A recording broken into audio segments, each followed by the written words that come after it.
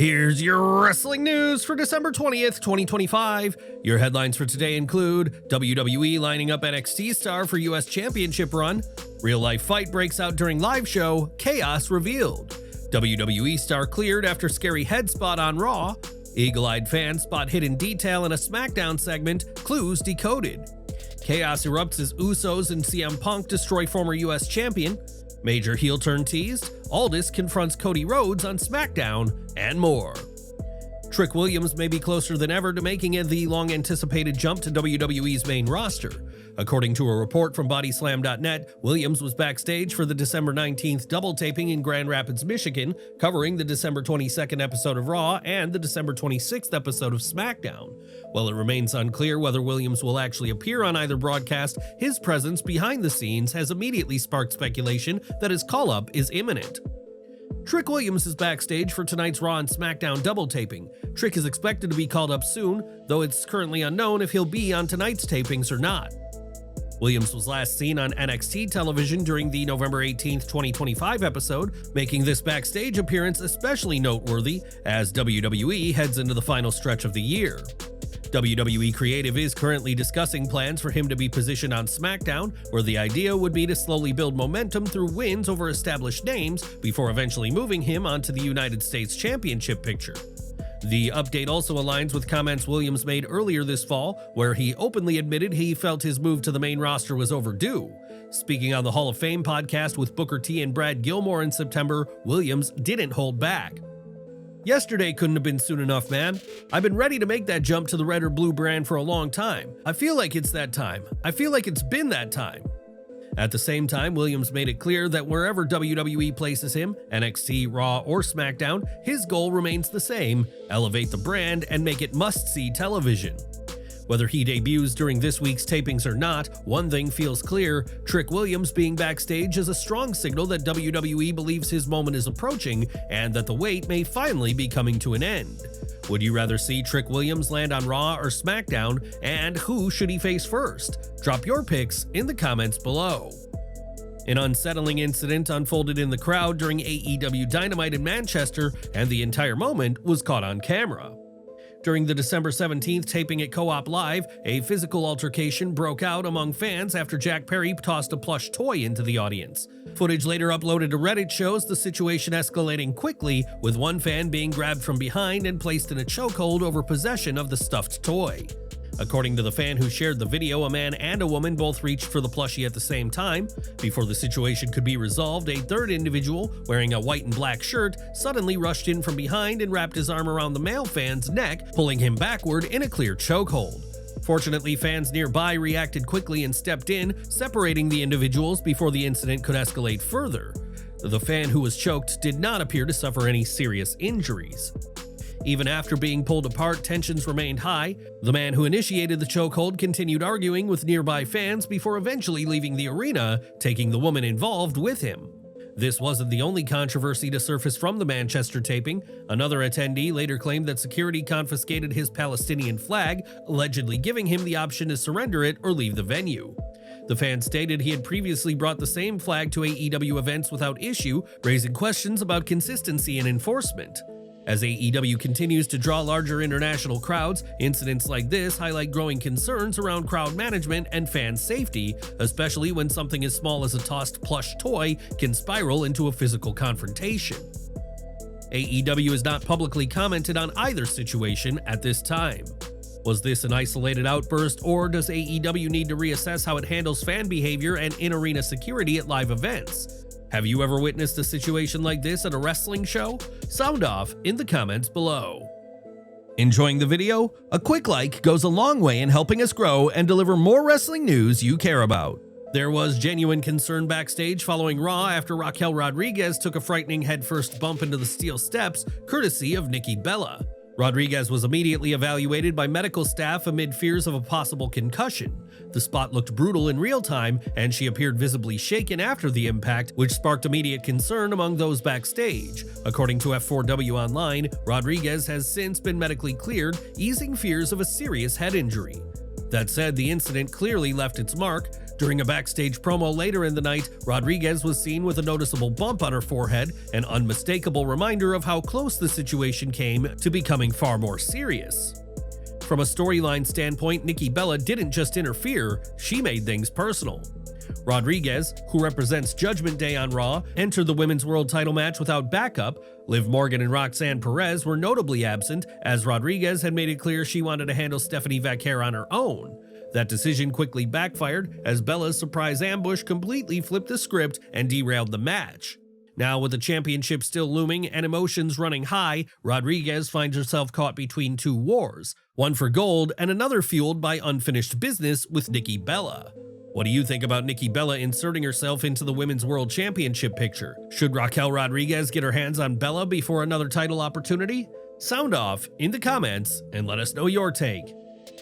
A chilling video package aired for the Wyatt Sicks, narrated by Uncle Howdy, as he delivered a clear warning to Solo Sikoa. Howdy said the journey Solo and his family are about to take will be the most difficult they've ever faced, one that will ultimately force Solo to surrender. One subtle but striking detail stood out during the promo. A glitch briefly overlaid Solo Sikoa's face onto Uncle Howdy's, timed precisely as Howdy said, "Solo, the image you portray." The visual strongly suggested that the persona Solo presents to the world mirrors the very darkness Howdy represents, blurring the line between hunter and hunted. Solo responded just before the main event, declaring that the Fireflies were watching and would soon witness his group take the tag team titles. He punctuated the moment by singing, "I've got the whole world in my hands," leaning fully into his role as a sinister, confident heel. The main event saw the Wyatt Sicks collide with the MFTs, but chaos quickly spilled to ringside. The match was thrown out with no winner, yet the fight was very much on. SmackDown closed with both factions brawling as the crowd stayed fully invested. While the indecisive finish may frustrate some, the match didn't overstay its welcome and clearly served as a launching point for bigger developments. Rather than a cop-out, it felt like a deliberate move to build toward a far more explosive chapter in this rivalry. After SmackDown went off the air, Solo Sikoa stayed in the ring to soak in the atmosphere with the WWE Universe, but the moment quickly turned into a lighthearted send-off beatdown. Sikoa was joined by the Usos, CM Punk, and Cody Rhodes, and the mood shifted fast. Jimmy and Jay caught their brother with a double super kick, dropping him in the center of the ring. Punk followed up by launching himself into Sikoa with a corner splash, sending the crowd home buzzing as the babyfaces stood tall. It was a fun, off-air moment that gave fans a memorable ending and reinforced the ongoing tensions between Solo and the rest of the group, proof that even after the cameras stop rolling, the story never really does. Damian Priest opened the show, briefly paying respect to the recently retired John Cena before shifting focus to his victory over Aleister Black and Zelina Vega last week. Before he could look ahead to 2026, Vega interrupted, calling him a hypocrite. That distraction opened the door for Black to attack from behind. Priest fought back and tried to turn the tables by setting up a table at ringside, but the momentum didn't last. Black caught him with a steel chair shot, followed by a Meteora that sent Priest crashing through the table. Black and Vega left the arena to loud boos, but the damage wasn't done. Backstage, Black ambushed Priest again, this time with a shovel, laying him out once more. It was a short, effective opening segment that clearly advanced the story. Black and Vega got their revenge, and the message was clear: their vendetta against Priest is far from over. How emotionally invested are you in this feud so far, and how do you think this rivalry should end? Sound off in the comments below. Backstage, Nia Jax and Lash Legend made their intentions clear, laying out plans to challenge for the Women's World Tag Team Championships. Their path forward began with a non-title match against the reigning champions, the Kabuki Warriors. Jax and Legend wasted little time asserting their power advantage, overpowering Asuka and Kairi Sane early.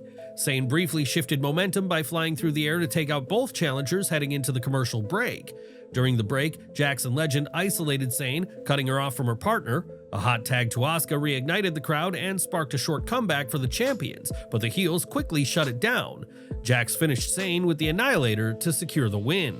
After the match, Charlotte Flair and Alexa Bliss stormed the ring, attacking Jax and Legend and forcing them to retreat before standing tall and holding up the women's tag team titles. Backstage, Flair and Bliss reinforced their championship goals. Later backstage, Flair and Bliss were shown speaking confidently about their goal of capturing tag team gold. The segment took an interesting turn, however, when Jade Cargill walked into frame, silently locking eyes with the former champions before the camera cut away, instantly raising questions about what comes next. Cargill's presence added another layer of intrigue, and whether her focus is on Flair or Bliss, her arrival felt intentional and far from accidental. Who do you think should go after Jade Cargill next, and why? Should Charlotte test herself against WWE's most dominant force, or is Alexa Bliss the smarter matchup to crack Cargill's momentum? Sound off in the comments below. The second match of the night saw Julia pick up a decisive victory over Alba Fire in a very quick contest. Despite the short runtime, Julia made her intentions crystal clear afterward, locking eyes with Women's United States Champion Chelsea Green and sending a clear message about her future ambitions. One key detail worth noting, especially for those who don't regularly watch NXT, is that Sol Ruca has already been named the next challenger for the Women's United States Championship. That title match is set to take place this coming Tuesday on NXT. With Sol Ruca officially next in line and Julia now firmly inserting herself into the conversation, the Women's United States Championship picture is quickly heating up, and Chelsea Green may be walking into the most competitive stretch of her reign yet. Backstage, Byron Saxton spoke with Nick Aldis before The Miz interrupted. The Hollywood A-lister lobbied hard for a match against Joe Hendry, and Aldis didn't hesitate, making the bout official for next week on SmackDown. Cody Rhodes delivered a strong promo tonight, turning his attention squarely to Drew McIntyre and the growing tension between them. SmackDown GM Nick Aldis soon joined them, laying out the situation clearly. Aldis explained that when McIntyre returns, provided he pays the fine and issues an apology to the referee, he will receive a WWE Championship match. However, Aldis also made it clear that Cody is now walking a fine line. With Cody having already crossed boundaries by showing up at McIntyre's home, Aldis warned that if Cody attacks Drew upon his return, he'll be stripped of the WWE Championship. It's a shocking stipulation, and one that raises serious questions about how far WWE is willing to go. The exchange didn't just tease Drew McIntyre's eventual return, it subtly introduced friction between champion and authority. Nick Aldis may be focused on control, but Cody has never been a champion who operates comfortably under someone else's rule, especially with the WWE Championship on the line. Power struggles like this are familiar in WWE, but the real-life history between Rhodes and Aldis gives this one a different edge. If this tension continues to simmer, is WWE simply building drama or quietly laying the groundwork for a more complex, darker turn for its top champion? Elsewhere backstage, WWE Women's Champion Jade Cargill was in the middle of a promo when Michin struck from out of nowhere, blasting her with a kendo stick and leaving her laid out. The attack wasn't random, it was payback. Last week it was Jade who blindsided Michin, making it clear she was done waiting in line and willing to send a message the hard way. This week Michin returned the favor, evening the score and proving she's not backing down from the fight. 1 week after coming to the aid of the United States Champion, Carmelo Hayes teamed with Ilja Dragunov to take on DIY's Tommaso Ciampa and Johnny Gargano. As expected, DIY controlled large portions of the match, using their long-standing chemistry and tag team instincts to stay one step ahead. Hayes and Dragunov, however, both primarily singles competitors, showed resilience reminiscent of their early NXT runs.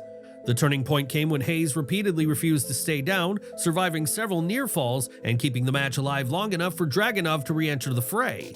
Dragunov flattened Ciampa with a thunderous H-bomb, allowing Hayes to follow up with nothing but net to secure the victory. This match was less about the win and more about re-establishing Hayes. WWE clearly positioned him as a fighter who can absorb punishment, adapt, and still deliver when it matters most. However, the night wasn't without intrigue. Earlier backstage, Tama Tonga was once again spotted lurking during a conversation between Hayes and Dragunov, continuing a quiet but noticeable thread that WWE has revisited multiple times now, suggesting this issue is far from finished. WWE taped next week's episode of Raw earlier in the evening, followed by the taping of next week's SmackDown, the results of which we are intentionally not spoiling here. And with that wraps up SmackDown for this week. How did you feel about the overall show? Which segment stood out to you the most and why? Sound off in the comments below and let us know your thoughts. Don't miss our next video coming at 5:30 p.m. Eastern with all the latest wrestling updates. Smash that bell icon and select all notifications so you're always in the loop.